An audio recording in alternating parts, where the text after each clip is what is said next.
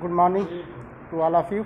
सबको हमारा नमस्ते, सुप्रभात, सुमॉर्निंग। हम आज फिर क्लास 9th का थर्ड पार्ट, यानी हमने इसके पहले 2 पार्ट वीडियो हमने भेज दिया था क्लास 9th का मैथ। आज तीसरा पार्ट है वीडियो का। हमने 2 पार्ट में यह बताया था कि परिमेय संख्या वास्तविक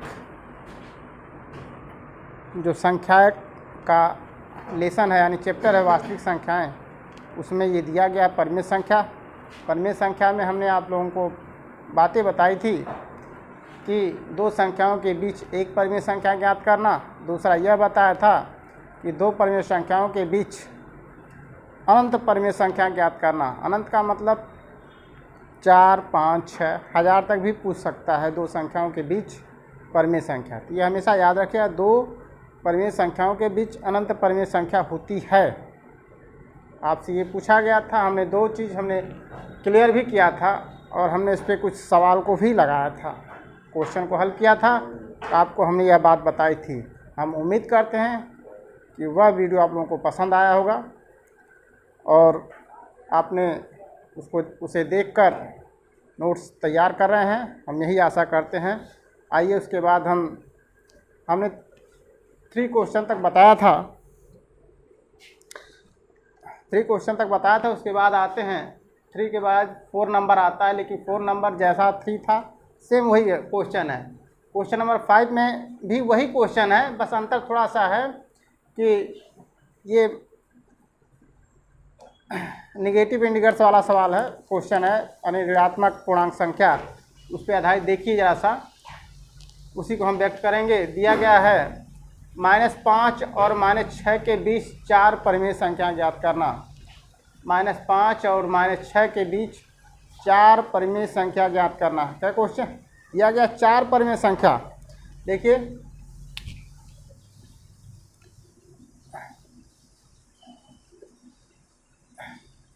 -5 और -6, -5 और -6 के बीच 4 परिमेय संख्या दिया गया है यहाँ पे। तो 4 का मतलब एक परिमेय संख्या ये होगी, दूसरा, तीसरा, चौथा। -5 और -6 के बीच 4 परिमेय संख्या ज्ञात करनी है, 1, 2, 3, 4। ठीक, इसके बाद में हमने बताया भी था। चलिए आज देखते हैं, सीधा सीधा सवाल लगाते हैं। कुछ बातें दिया गया है, -5 और -6 के बीच 4 परिमेय संख्या ज्ञात करनी। तो उससे पहले हमको फार्मूले पे आना पड़ेगा। तो वो बताई गई थी 2 परिमेय संख्याओं के बीच अनंत परिमेय संख्या वाला। तो फार्मूला क्या लगता है? 2 परिमेय संख्याओं के बीच अनंत परिमेय संख्या होती है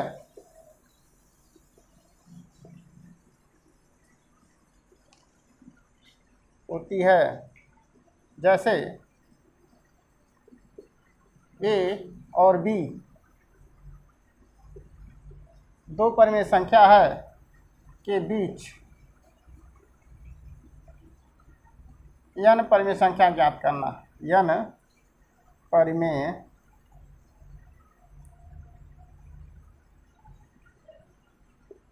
संख्या ज्ञात करना। देखिए 2 परिमेय संख्याओं के बीच अनंत परिमेय संख्या होती है, यहाँ तक तो ठीक है। जैसे में दिया गया है A और B के बीच n परिमेय संख्या ज्ञात करना। n का मतलब नंबर दिया रहेगा, n बराबर 5 हो सकता है, 6 हो सकता है, 4 हो सकता है। ये हम कल से बता रहे हैं। तो क्या होगा, हमेशा इसमें यह बात रहेगी B जो होता है बड़ा होता है A से। तो यहाँ पे लिखेंगे B बराबर B माइनस A अपान क्या होता है, n जो नंबर कैट पूछा गया, 4 पूछा गया, 5 पूछा गया, +1, ये फार्मूला चलेगा। बस इसी को उठा के रखते हैं। देखिए आपके पास इसको A मानिए, इसको B मान लीजिए। ठीक, इसको A, इसको B। तो आपसे पूछा गया D = B की वैल्यू कितना है? -6 है। इसको रखिए ब्रैकेट्स में। फिर माइनस दिया गया, माइनस लगाइए। A की वैल्यू दिया -5, पूरे का बटा कितना दिया गया है, n+1। n क्या दिया गया है, क्वेश्चन में पूछा गया है -5 और -6 के बीच 4 परिमेय संख्या क्या दिया है, 4, यानी n बराबर कितना है, 4। यहाँ पे 4 लिखेंगे +1। ठीक, उसके बाद आते हैं, इसको हल करते हैं, ब्रैकेट से जरा हटाते हैं तो -6 आएगा, माइनस और माइनस का मल्टीप्लाई होगा तो कितना आएगा, प्लस होगा, 5 होगा। ठीक, पूरे का बटा कितना आएगा, 4 + 1 कितना हो जाएगा, 5। इसको हल करते हैं, -6 में से 5 यानी बड़ी संख्या से छोटी संख्या घटता है, तो यह माइनस प्लस दिया तो घटेगा ही घटेगा, तो 6 में से 5 जाएगा, 1 आएगा, लेकिन क्या आएगा, माइनस आएगा, माइनस में कितना आएगा, -1/5। ये डी की वैल्यू आ गई, कितना आ गया, ये डी की वैल्यू। अब आपसे पूछा 4 परिमेय संख्या ज्ञात करनी है, तो परिमेय संख्या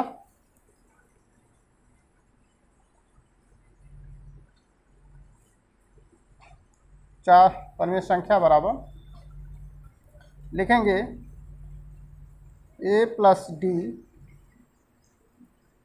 4 परिमेय संख्या, a + d comma a + 2d, ठीक, कामा a + 3d, उसके बाद कामा a + 4d। 4d तक रुके हैं क्योंकि उसने 4 परिमेय संख्या पूछे तो 4 हम बता रहे हैं, 1 हो गया, 2 हो गया, 3 हो गया, 4 हो गया, 4 परिमेय संख्या हो गई। इसके बाद देखते हैं, अब लगाते हैं, जरा से इसको निकालते हैं। पहली वैल्यू कितना दिया है, a का मान कितना दिया है, -5 दिया गया, -5 रखते हैं, प्लस d की वैल्यू कितना आया, अभी ये निकल के आया d की वैल्यू -1/5। ठीक, इसको हल करेंगे तो -5 आएगा, ब्रैकेट टूटे या प्लस और माइनस का गुणा होगा तो माइनस आएगा, 1/5 आएगा, नीचे दिखाई दे रहा था।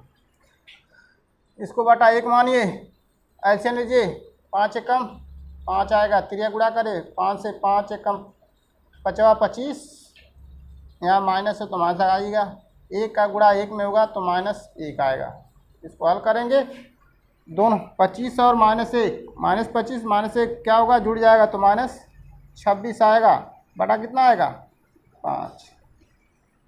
1 निकल गया, 1 परिमेय संख्या आपकी आ गई। दूसरी देखिए, ये पहली हो गई थी, दूसरी देखिए, दूसरे में फिर वही आप लगाएंगे, d = कितना होगा, d - a प्लस बटा n+1। ठीक, तो दूसरी में देखते हैं क्या दिया गया है, a + 2d है, d की वैल्यू हमने निकाला था, तो इसको देखिए a + 2d, ठीक, पहले निकल गई थी, तो a की वैल्यू कितना हो गया, -5 दिया गया, -5 रखेंगे, प्लस 2 और d का मान कितना आया है, -1/5, ये ब्रैकेट्स में रखेंगे। ठीक, हल करते हैं, -5 आएगा, प्लस 2 और -1 का गुणा होगा, कितना आएगा, -2 एकम 2, कितना, बटे 5 का। इसको हल करते बटा 1 ले लीजिए एलसीएम, तो 5 एकम 5, त्रिया गुणा करिए, 5/25, यहाँ माइनस होगा, माइनस यहाँ भी होगा, -1 का गुणा 2 में करें तो -2 आएगा, कितना आएगा, दोनों ऐड हो जाएंगे, 25 और 2 27, क्योंकि माइनस है तो ये कितना हो जाएगा, -27/5।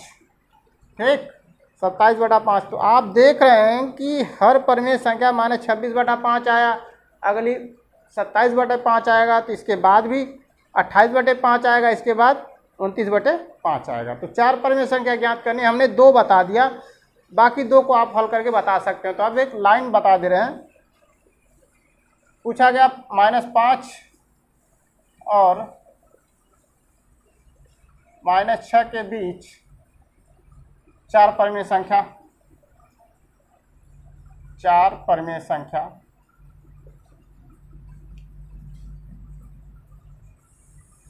बराबर कितना कितना होगा, पहला निकल के आया -26/5, दूसरा क्या निकल के आ रहा है, दूसरा भी हल किया तो यहाँ से आया -27/5।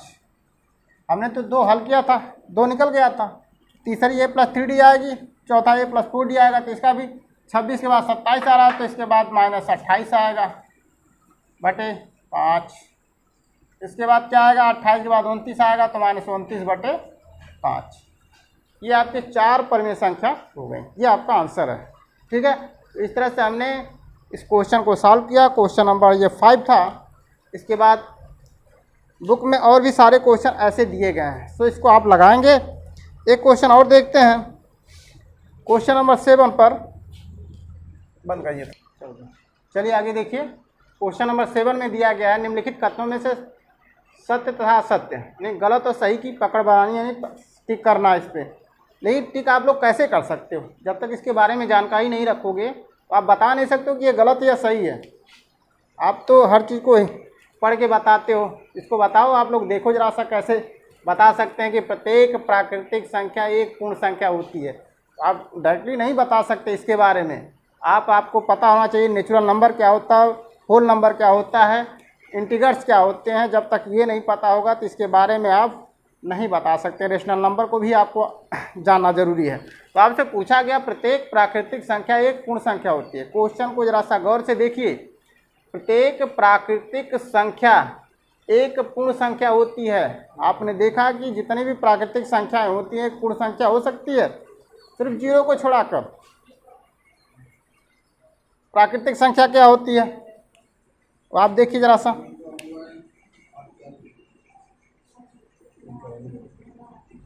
प्राकृतिक संख्या 1 2 3 4 5, ये जान रहे हैं आप लोग। पूर्ण संख्या भी जान रहे हैं, 0 1 2 3 4 डॉट डॉट डॉट इनफाइनाइट तक जाता। देखिए इसमें से क्वेश्चन पूछा प्रत्येक प्राकृतिक संख्या, तो प्राकृतिक संख्या देख रहे हैं 1 से लेकर अनंत तक होती है। 1 से लेकर अनंत तक प्राकृतिक संख्या होती है। क्वेश्चन में जवाब दिया प्रत्येक प्राकृतिक संख्या एक पूर्ण संख्या होती है। पूर्ण संख्या क्या होती है, जो 0 से स्टार्ट होती है, यानी प्राकृतिक संख्या में 0 को मिला दिया जाएगा तो वह पूर्ण संख्या होती है। अब आपसे जवाब पूछा प्रत्येक प्राकृतिक संख्या एक पूर्ण संख्या होती है। हाँ होती है, क्योंकि प्राकृतिक संख्या तो एक अनंत तक यही होती है। यहाँ तक की बात समझ में आ गई। एक पूर्ण संख्या होती है, हाँ होती है, 0 को छोड़कर जितनी संख्याएं आएंगी सब पूर्ण संख्या होती है। इसका मतलब क्या है, यह सही है। इसको आप क्या लिखेंगे, सत्य है। ठीक, बात को फिर से देखिए। प्रत्येक प्राकृतिक संख्या एक पूर्ण संख्या होती है। प्राकृतिक संख्या यहाँ से देख रहे हैं कि 1 से स्टार्ट होती है अनंत तक जाती है, यानी जैसे आपको दिखाया गया 1 2 3 4 5 एक प्राकृतिक संख्या है। यहाँ तक की बात आपको कन्फर्म हो रही है। एक पूर्ण संख्या, हाँ एक पूर्ण संख्या होती है, 0 को छोड़कर। 1 2 3 4 प्राकृतिक संख्या में आप लोग मिला सकते हैं 0 को हटा के, तो पूर्ण संख्या आ जाएगी। ठीक है ना, बस यही बात कन्फर्म होनी थी। तो यह क्या हो गया, तो प्रत्येक प्राकृतिक संख्या एक पूर्ण संख्या होती है। हाँ सही है, सत्य आपको लग गया। दूसरा क्वेश्चन देखिए, प्रत्येक पूर्णांक एक पूर्ण संख्या होती है। पूर्णांक की बात आती है, integrals, negative integral positive integrals होते हैं। पूर्णांक संख्या पहली क्या होती है, धनात्मक पूर्णांक संख्या होती है। दूसरी क्या होती है, ऋणात्मक पूर्णांक संख्या होती है। धनात्मक में +1 +2 +5 कुछ भी हो सकता है, प्लस में आना चाहिए। नेगेटिव में क्या होगा, -2 हो सकता है, -99 हो सकता है, -4 हो सकता है। कुछ भी नंबर आएंगे नेगेटिव में आना चाहिए, माइनस में आना। ये पूर्णांक संख्या है। प्रत्येक पूर्णांक एक पूर्ण संख्या। पूर्ण संख्या में अभी बताया गया है कि पूर्ण संख्या कितनी होती है, 0 से स्टार्ट होते 1 2 3 4 डॉट डॉट अनंत तक। अब आप जरा सा मिलाइए, इसको मिलाइए। देखिए प्रत्येक पूर्णांक में क्या है, धनात्मक या ऋणात्मक होंगे, 2 ही नंबर आ सकते हैं, दिखाया गया। तो पूर्णांक संख्या तो ठीक है, धनात्मक ऋणात्मक, लेकिन एक पूर्ण संख्या होती है, जबकि पूर्ण संख्या में धनात्मक ऋणात्मक नहीं है। आप देख रहे हैं इसमें दिखाया गया धनात्मक और ऋणात्मक नहीं है, तो इसलिए क्या होगा, प्रत्येक पूर्णांक एक पूर्ण संख्या होती है। ये गलत है, असत्य है। ठीक, बात समझ में आ रही मेरे में, मैं क्या कहना चाहता हूँ। प्रत्येक पूर्णांक एक पूर्ण संख्या होती है। आपको दिखाया गया पूर्णांक संख्या क्या होती है, धनात्मक पूर्णांक, ऋणात्मक 2 होते हैं। पॉजिटिव इंटीग्रल्स, नेगेटिव इंटीग्रल्स, जिसमें आपको दर्शाया गया है। और पूर्ण संख्या 0 से लेकर अनंत तक 1 2 3 4 जाती है। तो प्रत्येक पूर्णांक जितने जगह माइनस में आते हैं पॉजिटिव में आएंगे। एक पूर्ण संख्या देख रहे हैं कि सभी क्या है, नंबर दिए गए हैं, न इसको पॉजिटिव में दर्शाया गया न निगेटिव में दर्शाया गया। तो आप देख रहे हैं यह क्या होती है, यह बात आपको सिद्ध नहीं करती कि यह एक पूर्णांक संख्या एक पूर्ण संख्या होती है, जो कि यह गलत है। अगला देखिए, प्रत्येक परमेय संख्या एक पूर्ण संख्या होती है।